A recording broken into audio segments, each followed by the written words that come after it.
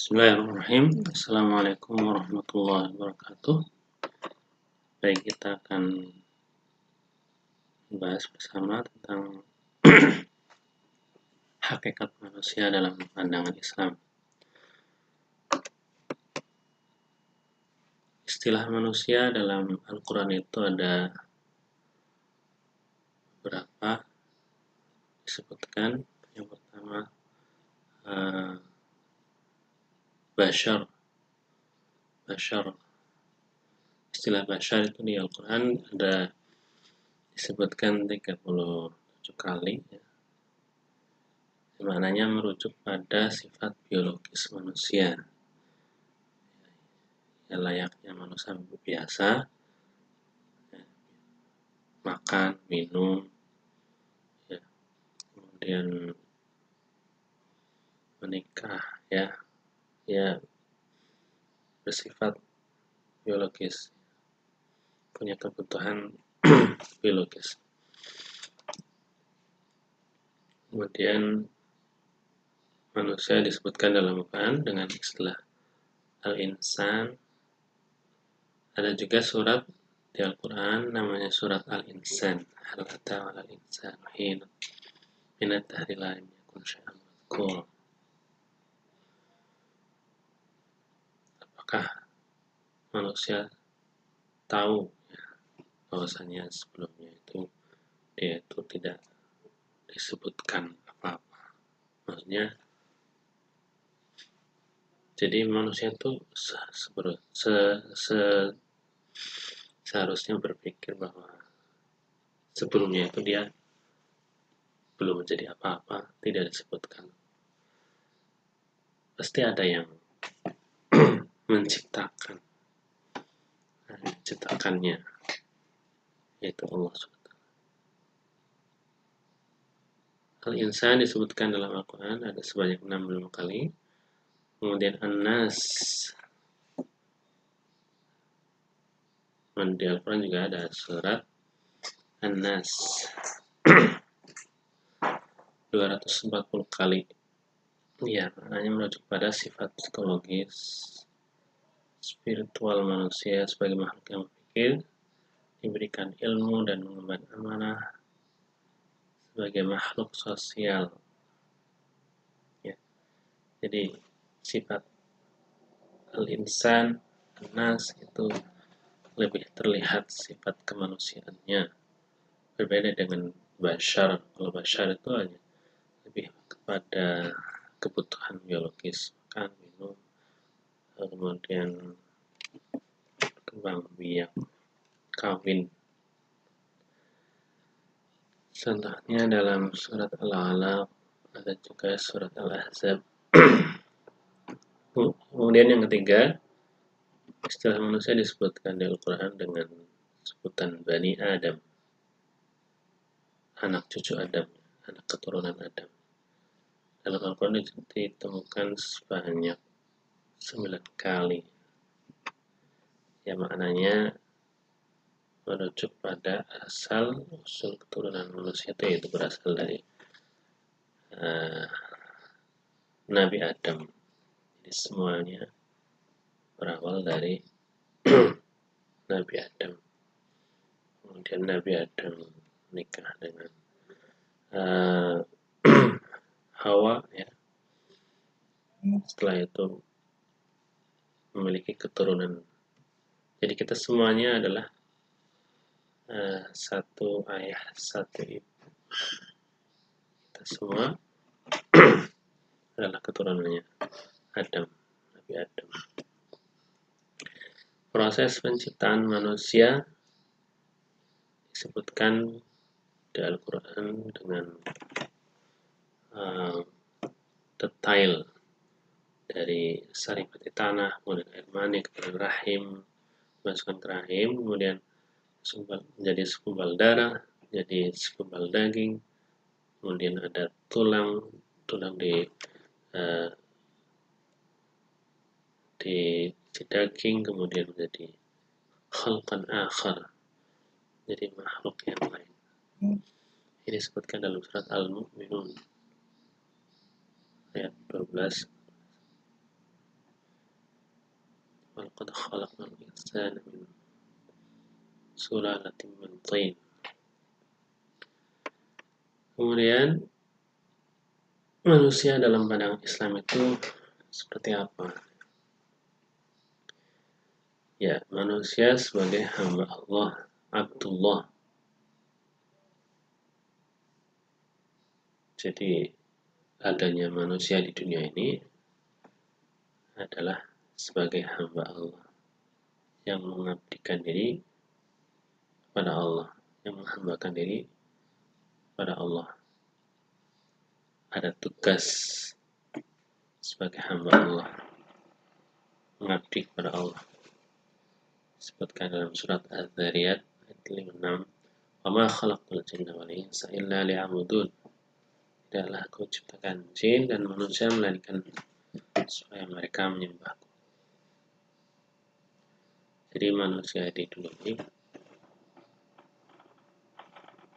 tidak dibiarkan begitu saja tanpa adanya tugas, tanpa adanya tujuan. Manusia sebagai anas, sebagai manusia, artinya manusia itu ya di dunia ini mempunyai peran seperti halnya manusia biasanya, memiliki jiwa kemanusiaan, bisa berbuat baik dengan orang lain, bisa berkenalan, bisa apa saja sesuai dengan sifat kemanusiaannya. Surat Al-Hujurat ayat 13, "Ya ayyuhan nas, inna khalaqnakum min dzakarin wa untha wa ja'alnakum syu'uban wa qabaila lita'arafu. Inna akramakum 'indallahi atqakum." Manusia, sungguh kami telah ciptakan kamu dari seorang laki dan seorang perempuan. Kemudian kami jadikan kamu berbangsa-bangsa dan bersuku-suku agar kamu saling mengenal. Jadi ada macam-macam, ada kulit putih, kulit hitam, ada tinggi atau pendek, ada negara ini, negara itu, semuanya itu sama di hadapan Allah. Yang membedakan adalah takwaan. Sungguhnya yang paling mulia di antara manusia Allah ialah orang yang paling bertakwa. Manusia sebagai khalifah Allah di surat Al-Baqarah ayat 30. Qala rabbuka lil malaikati inni ja'ilun fil ardi khalifah. Ingatlah ketika Tuhan berfirman kepada malaikat, sungguhnya aku hendak menjadikan seorang khalifah di muka bumi. Mereka berkata, apa engkau hendak menjadikan khalifah di bumi? Orang yang akan membuat kerusakan padanya dan menumpahkan darah. Padahal kami senantiasa bertasbih dengan memuji engkau dan mensucikan engkau. Tuhan berfirman, sungguhnya aku mengetahui apa yang tidak kamu ketahui. Kenapa malaikat di sini mengatakan seperti interupsi ya? Kenapa menciptakan makhluk yang akan membuat kerusakan, membuat penumpahan darah? Jadi dalam tafsirnya itu memang sebelumnya ada makhluk yang diciptakan dari bangsa jin yang membuat tumpahan darah, membuat kerusakan. Tapi ketika Allah menciptakan manusia, ya ternyata manusia ini banyak yang berbuat baik, banyak yang menyembah Allah. Kemudian manusia sebagai Bani Adam, artinya kita semua adalah keturunan Nabi Adam. Kita punya misi, kita punya cita-cita untuk bisa kembali masuk surga. Karena dulu kita sebenarnya berada di surga ya. Nabi Adam dulunya di surga, ketika berbuat kesalahan barulah diturunkan ke dunia. Dunia ini tempat ujian, maka jika orang yang beriman, beramal soleh akan kembali ditempatkan oleh Allah di surga. Sebaliknya orang yang tidak beriman dia akan ditempatkan di neraka.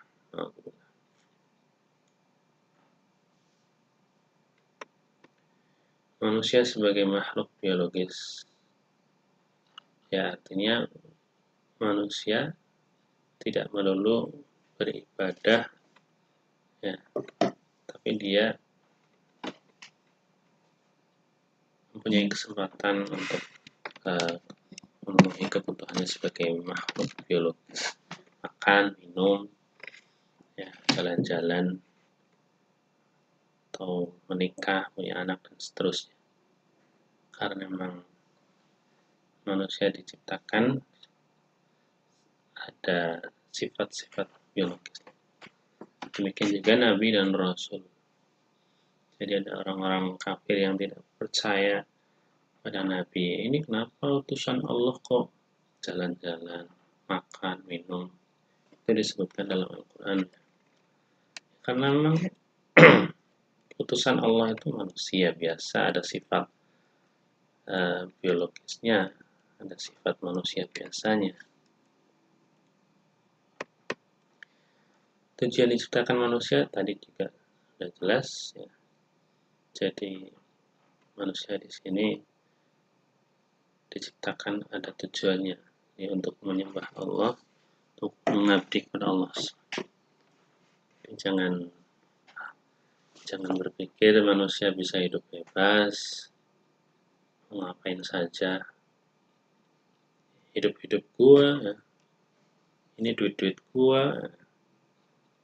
Enggak, setiap manusia punya aturan, ya, yang sudah ditetapkan oleh Allah. Jadi tidak bisa hidup bebas.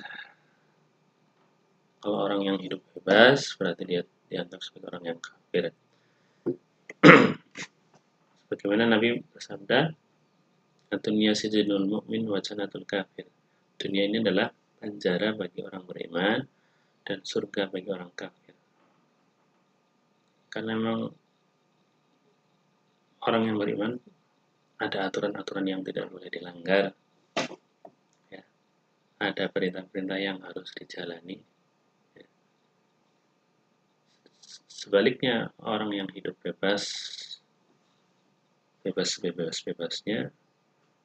menganggap dunia ini seperti surga, maka itulah anggapan orang kafir. Orang kafir menganggap ini dunia ini adalah surga, bebas, berbuat apa saja. Potensi manusia memiliki banyak potensi. Yang pertama hidayah naluriah, ya, secara naluri, insting, ya, dia punya kesempatan untuk bisa merasakan yang namanya insting ghrizah, ya, sebagaimana yang dirasakan hewan juga punya insting, punya naluri. Jangan sampai ada istilah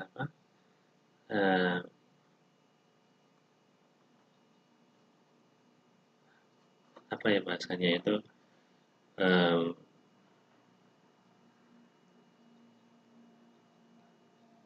ada namanya, saya lupa,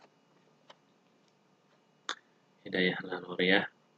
Jadi sebuah insting seperti yang dirasakan makhluk lain seperti binatang, hewan, ada insting. Jadi hewan itu kalau anaknya diganggu, mesti dia instingnya, nalurinya melindungi anak. Dan seperti itu contoh yang lainnya. Yang kedua, hidayah indrawi fisikal. Jadi manusia diberikan panca indera, ya, mendengar, melihat, merasakan, dan seterusnya, sehingga dia bisa berbuat kebaikan, bisa berbuat apa saja sesuai dengan apa yang dia kehendaki. Kemudian hidayah akal, ini yang membedakan antara manusia dengan hewan. Jadi bisa menjadi pintar ya, meskipun tidak punya sayap, bisa terbang dengan kapal terbang, pesawat terbang, meskipun tidak punya apa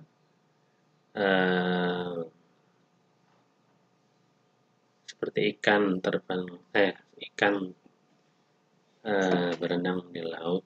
Meskipun nggak bisa berenang, manusia bisa berjalan di atas laut, di laut ya, sungai dengan perahu. Dan contoh lain, hidayah agama, manusia bisa menemukan titik kebahagiaan, menemukan ketenangan dengan hidayah agama, hidayah Islam ya, bisa menemukan ketenangan, bisa mewujudkan kebahagiaan, bisa membantu orang lain, atau dengan mendekatkan diri kepada Allah SWT. Jadi manusia punya potensi baik dan buruk ya. Bisa tahu mana yang baik, mana yang buruk, pengen masuk surga, pengen masuk neraka.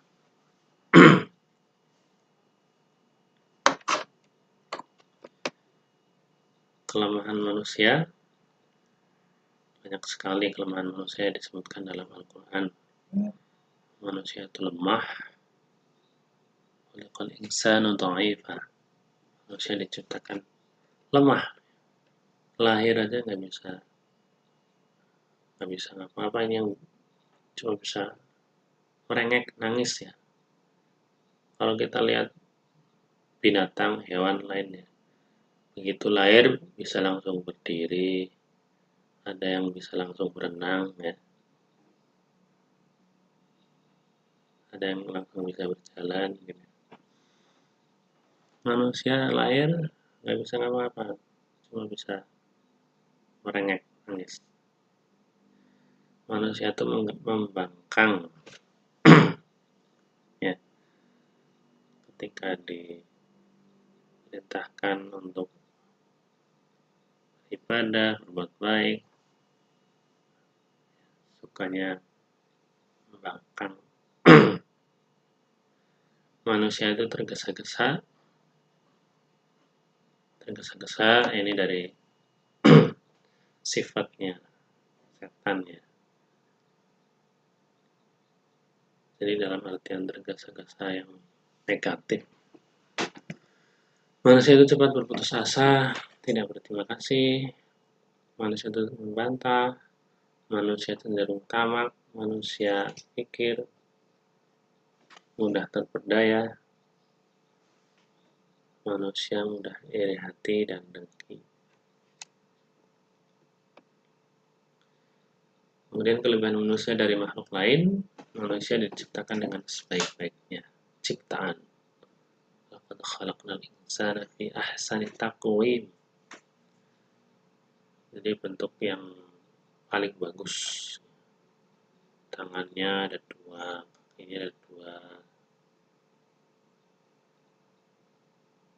Bentuk yang simetris ya.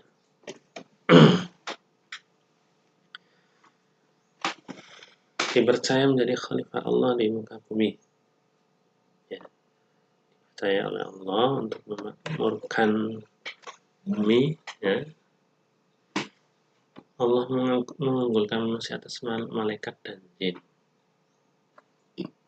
Jadi manusia itu bisa lebih mulia dari malaikat dan jin kalau dia beriman dan beramal soleh.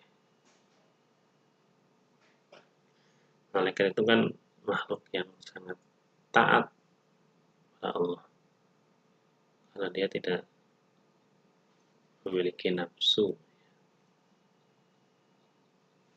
Sedangkan jin ya seperti manusia semuanya diciptakan di dunia untuk mengabdi kepada Allah.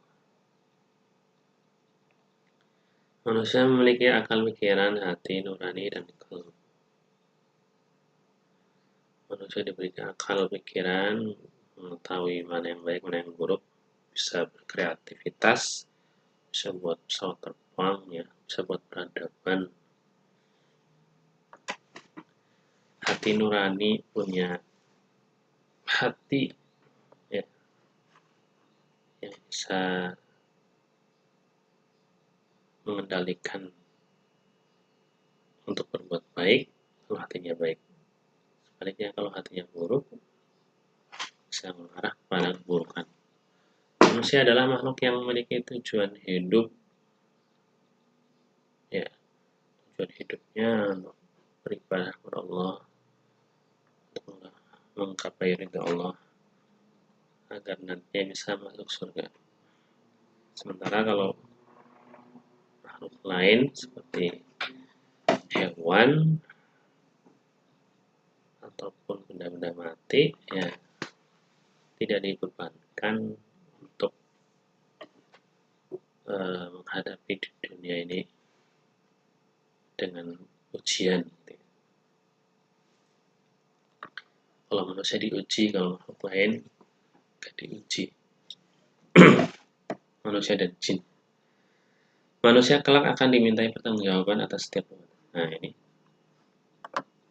Jadi manusia dan jin ya. Wa ma khalaqtul jinna wal insa. Jadi disebutkan manusia dan jin ya.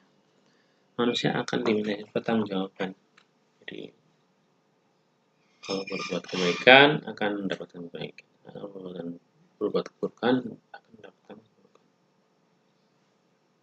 Tapi kalau berbuat baik tapi dia nggak beriman ya tentu tidak mendapatkan kebaikan karena dia tidak beriman.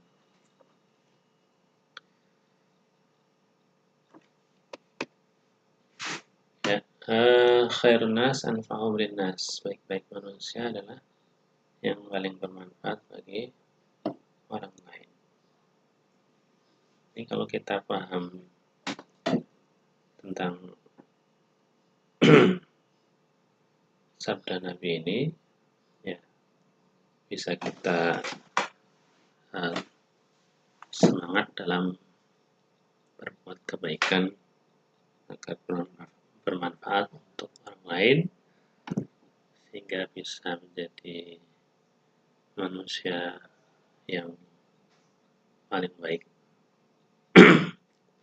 Tapi ini bukan jadi patokan utama ya, maksudnya mungkin ada orang yang baik banget di dunia ini, suka menolong, suka membantu, ramah pada orang lain, pokoknya baik kepada semua orang, memberikan manfaat banyak pada orang lain.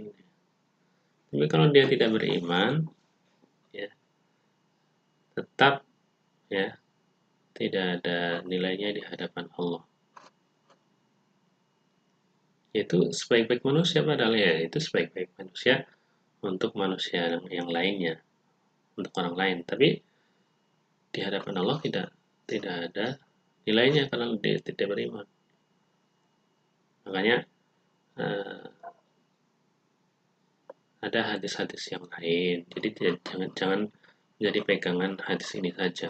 Ada hadis lain, khairukum man ta'allama al-Qur'an. Sebaik-baik kalian adalah yang mempelajari Al-Qur'an dan mengajarkannya. Khairukum li ahlihi. Sebaik-baik kalian adalah yang baik kepada keluarganya, istri dan anaknya.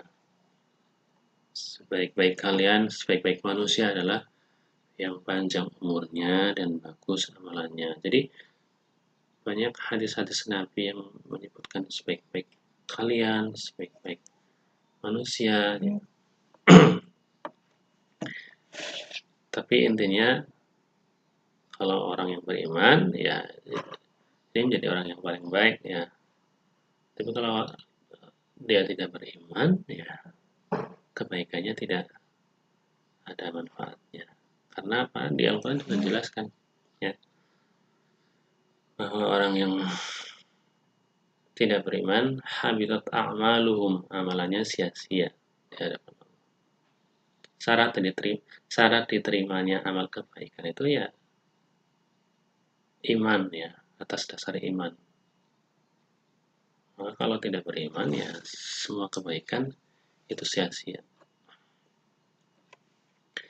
Baik, itu yang bisa saya sampaikan. Mohon maaf bila banyak kekurangan. Assalamualaikum warahmatullahi wabarakatuh.